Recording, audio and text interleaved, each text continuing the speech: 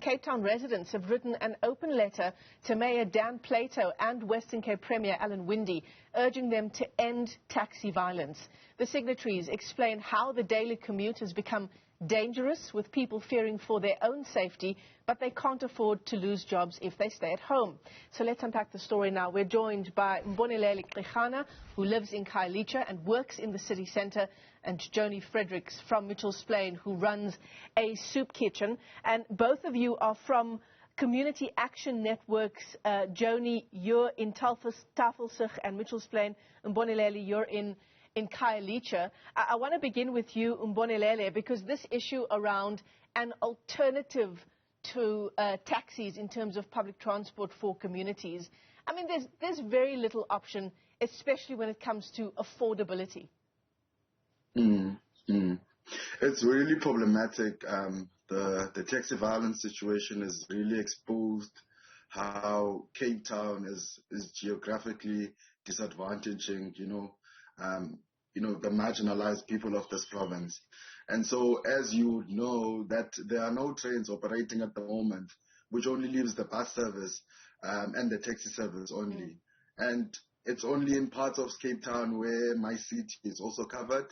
So if you have a drastically reduced bus service due to fears of the violence, and you also have no taxis, it means then a lot of people are affected because they simply can't get to work. I also can't get to work at the moment. Yeah, and certainly you can't get to work safely at that. Joanie, in terms of that letter that's been written to the Mayor and the Western Cape Premier, apartheid spatial planning is really at the root of the issues that commuters face in areas like Mitchell's Plain and Khayelitsha. What does that letter say about the city's overall plan in terms of addressing that ongoing challenge?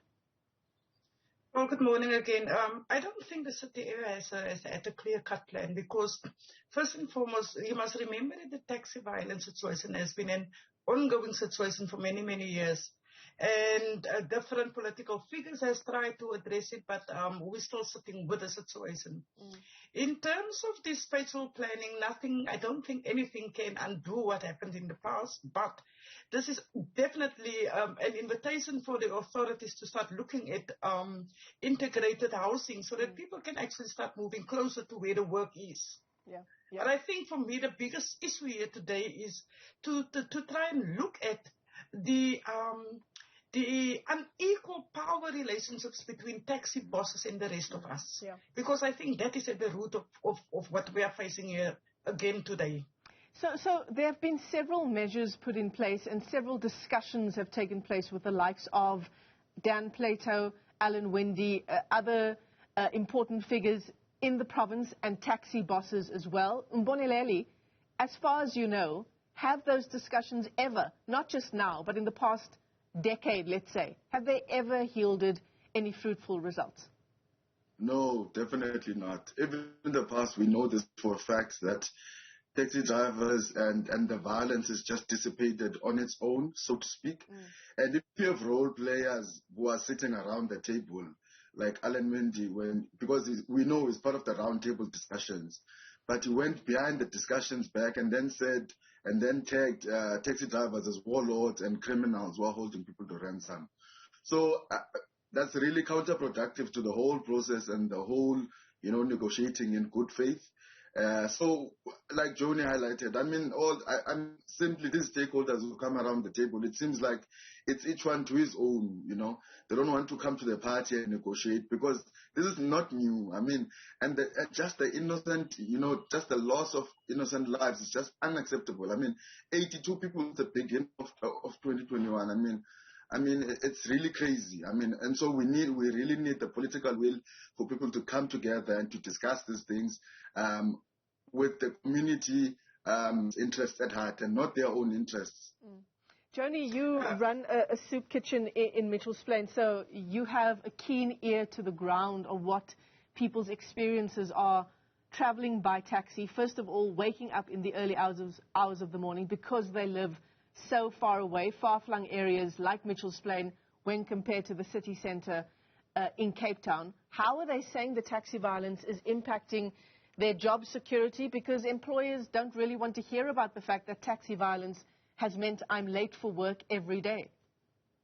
Well, look, I've already received many reports of people that saying that the boss is saying that if you can't get to work, unfortunately, you can't work here anymore because they have certain things that needs to be done. And at the very heart of it really speaks to how women bear the brunt of the situation, because we know that even when men work, that women are still the primary caregivers.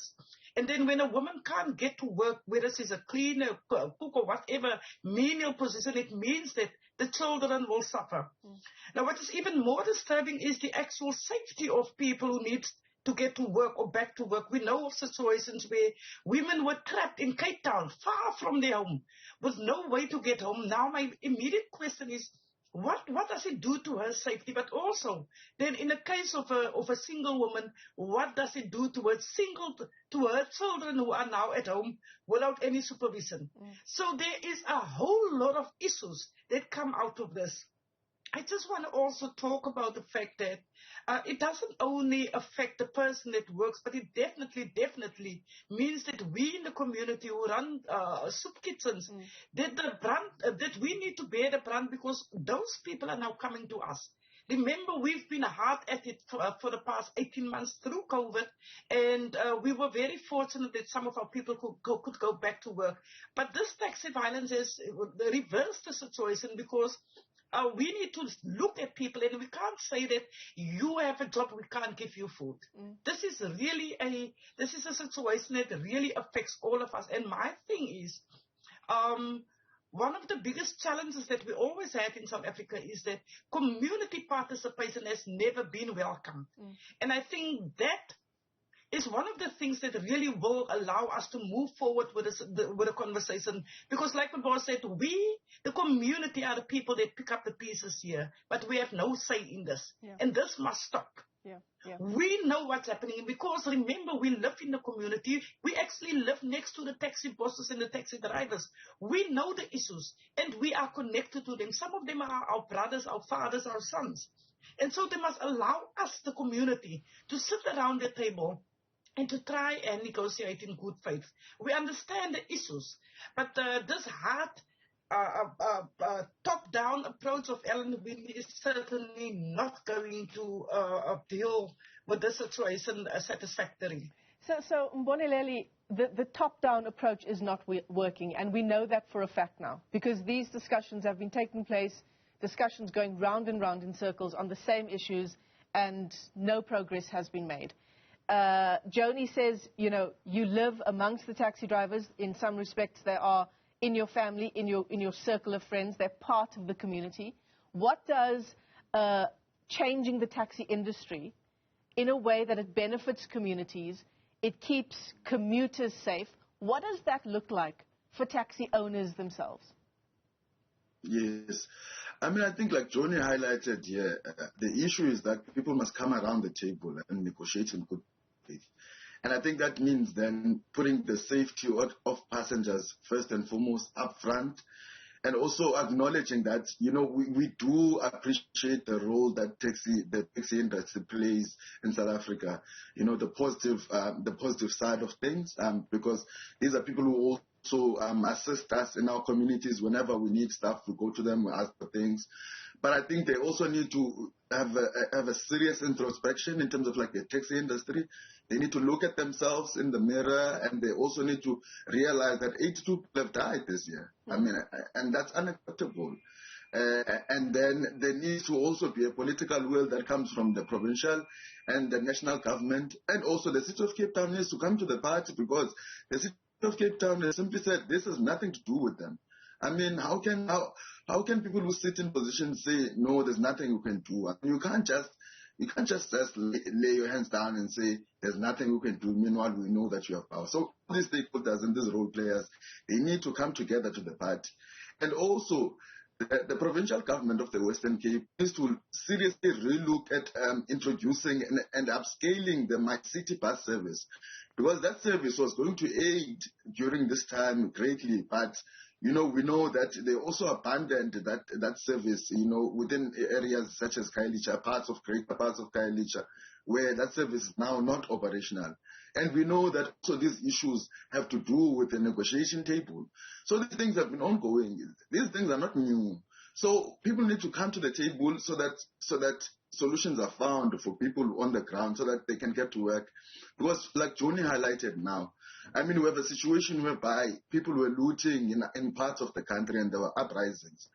And so we're also scared of these things also happening in Cape Town as well. Because remember, once you don't have an income, then it means that you are easy prey to falling prey to interests where people might take advantage of the situation and also go to places and loot. I mean, just yesterday we were alerted to a situation in a township called Harar here in Cape Town that was robbed and looted.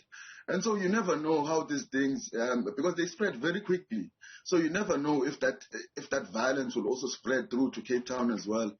So we want for the Cape Town taxi bosses to take a leaf out of the other taxi bosses in other provinces who actually stood up and said, we're going to protect these communities, we're going to protect our people, we're going to protect the infrastructure, because we know that these people must get to work, and this is the only way that we make money. And so these livelihoods of people must be protected. Yeah. And so now if you have a situation where people are acting counter to that, I mean, it's really going to negatively affect our communities. Yeah, yeah. And so, I mean, it's really unacceptable because people are scared now.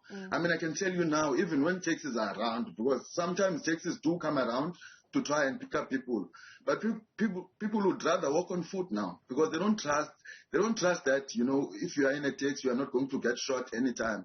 At any point in time. Yeah. So, I mean, it's a really scary situation that we are living under. We are living under siege as communities because you never know whether you are safe or not. But again, I mean, just to call on all the role players and also the involvement, like Joanie highlighted, the involvement of communities is key here. Because, I mean, we are the affected parties. So, you know, this thing of saying that, you know, other people saying that, no, we have nothing to do with this. And therefore, you know, and also communities being excluded from the process of negotiation is really unacceptable. So we're therefore calling on all the role players as the Cape Town Together Network and also all the community action networks that have signed on the petition to say, look, involve communities because we also want to come to the table and also contribute to the processes. Joanie, your final comments this morning on, you know, we've talked a lot about what government officials should be doing to take this discussion, to take this situation forward. In terms of taxi owners themselves, do they care enough about their role in the community to turn it around? Well, look, it's really a lot about political will of all the players involved here. And I would like to point out that, unfortunately, for many years, taxi bosses has been given a free rein.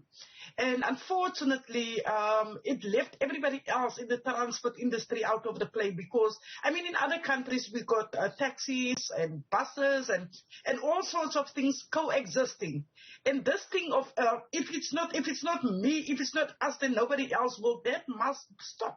Because at the end of the day, there's enough commuters for everybody. And it is a fact that not every commuter wants to use a taxi. Not every commuter wants to use a bus. And so there's more than enough commuters. But I think a large turnaround will be if we start talking about formalizing this. Because we also know that one of the big issues why this is a hot issue because people still need to chase after commuters in order to make their daily rate. And that, for me, is a problem because it is their lives at stake. It is the commuter's life at stake. And therefore, this constant fighting over routes because there is not enough job security for taxi drivers. And the taxi bosses must realize that there really is enough money for them. Yeah. It cannot be. People's lives must stop the want for more money. Yeah. To both of our guests, thanks very much for your time this morning on this incredibly important discussion. Cape Town residents writing an open letter to the Mayor and the Premier urging them to end taxi violence and to do so now. We're joined there by Mboneleli Gqirana, who lives in Khayelitsha, who works in the city centre, and Joanie Fredericks from Mitchell's Plain, who runs a soup kitchen in the area as well, both of them from community action networks.